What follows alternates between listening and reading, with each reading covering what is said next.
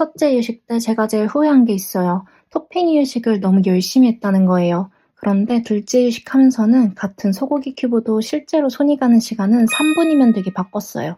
물론 토핑 이유식 좋아요. 재료 맛도 알게 해주고 아기가 뭘 얼마나 먹는지도 보기 쉽고 식재료를 하나씩 늘려가기에도 좋아요. 근데 문제는요, 엄마가 너무 힘들면 좋은 이유식도 오래 못 가요. 저는 두 아이의 엄마이자 영양사인데요. 첫째 때는 정말 정석대로 해보려고 했었고, 둘째 때는 같은 토핑 이유식이라도 훨씬 덜 힘든 방식으로 바꾸고 있어요. 오늘은 그 중에서도 쌀미음 다음으로 꼭 챙겨야 하는 재료, 소고기 큐브를 만들어 볼게요. 소고기는 이유식 초기에 정말 중요한 재료예요. 특히 철분 때문에 매일 챙겨주는 게 좋아요. 시판 이유식을 하더라도 시판 이유식엔 소고기 함량이 적어서 소고기 큐브를 따로 만들어서 추가하기도 하시죠.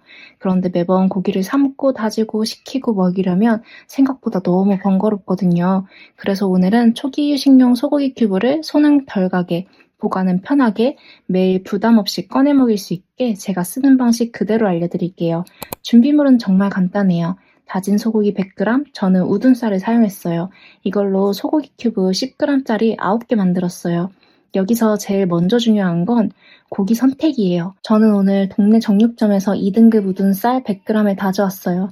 우둔살이 없다면 홍두깨살이나 안심처럼 지방이 적은 부위로 대신해도 괜찮아요. 정육점에 가서 이유식용으로 쓸 거예요 라고 말씀드렸더니 기계가 아니라 칼로 잘게 다져주셨어요. 이게 별거 아닌 것 같아도 이유식할 때는 정말 큰 차이가 나요.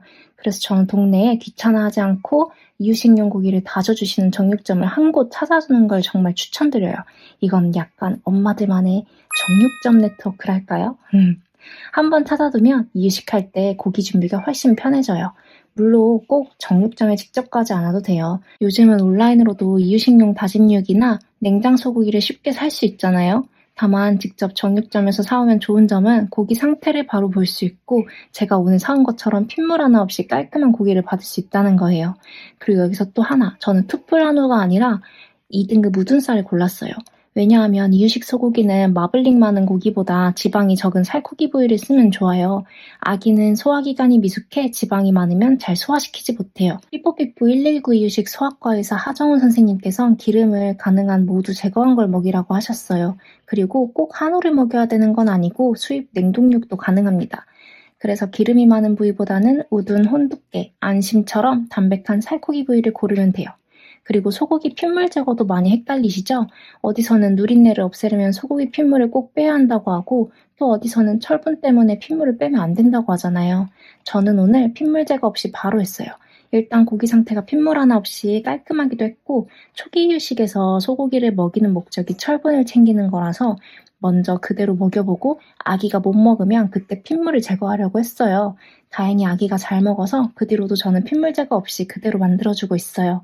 혹시 잡내에 민감하고 누린내가 신경 쓰인다면은 핏물을 키친타올로 톡톡 닦아주시거나 물에 5분 정도만 짧게 담갔다가 끓는 물에 2, 3초 데친 다음 쓰셔도 돼요.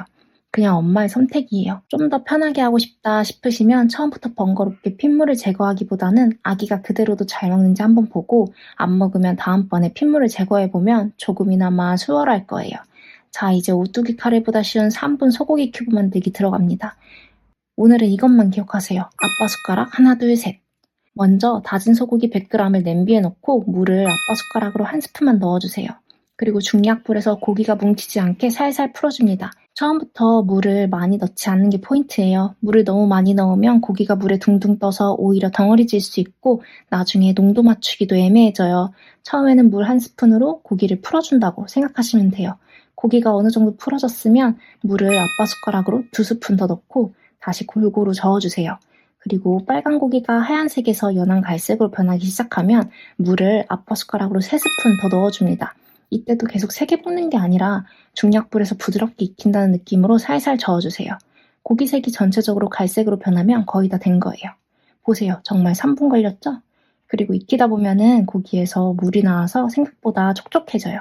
고기가 익으면서 단백질 구조가 변하고 안에 있던 수분이 밖으로 나오거든요. 그래서 저는 처음부터 물을 많이 넣지 않고 한 스푼, 2스푼, 3스푼 이렇게 나눠서 넣는 방식을 써요. 이제 한 김 식혀준 다음 10g씩 큐브틀에 담아줍니다. 저는 오늘 냉동 보관용 8개, 오늘 먹일 냉장 보관용 1개로 나눴어요. 냉장으로 둘 거는 웬만하면 하루 이틀 안에 먹이시고 나머지는 냉동해 두면 매일 이유식 만들 때 하나씩 꺼내 쓰기가 정말 편해요. 첫째 때는 소고기를 찜기에 찌고 꺼내서 식히고 칼로 직접 다지고 또 소분해서 큐브로 만들었거든요. 근데 둘째 때는 이렇게 다짐 육으로 하니까 정말 훨씬 편해요.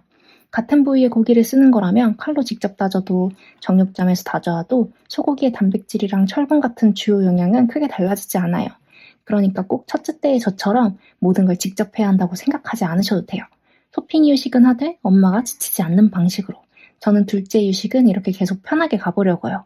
생후 6개월이 지나면 아기는 엄마로부터 받은 몸속의 철분이 점점 떨어지기 시작해요. 성장 속도가 빨라져서 철분 요구량이 급격히 늘어나는데 모유나 분유만으로는 부족한 철분을 보충해줄 수가 없어요. 그래서 초기 이유식부터 소고기는 꼭 챙겨줘야 돼요. 철분은 두 가지로 나뉘어요. 햄철과 비햄철. 햄철은 소화 흡수가 잘 되는 철분으로 소고기, 계란, 생선 같은 데 많고요.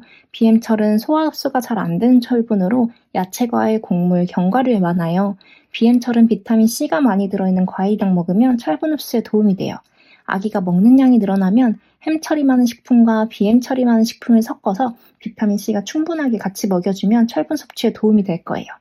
저는 첫째 이유식 시기를 너무 힘들게 지나면서 포기하고 싶은 마음도 많았거든요. 그래서 둘째 이식하면서 앞으로도 많은 분들이 막막하고 힘든 이유식을 보다 더 쉽게 하실 수 있게 도움드리고 싶었어요. 구독, 좋아요, 알림 설정하셔서 도움되는 정보들 모두 챙겨가세요. 영상 보시고 궁금하신 점이나 고민 있으시면 댓글 달아주세요. 진심을 담아서 같이 고민해보겠습니다. 시청해주셔서 감사합니다.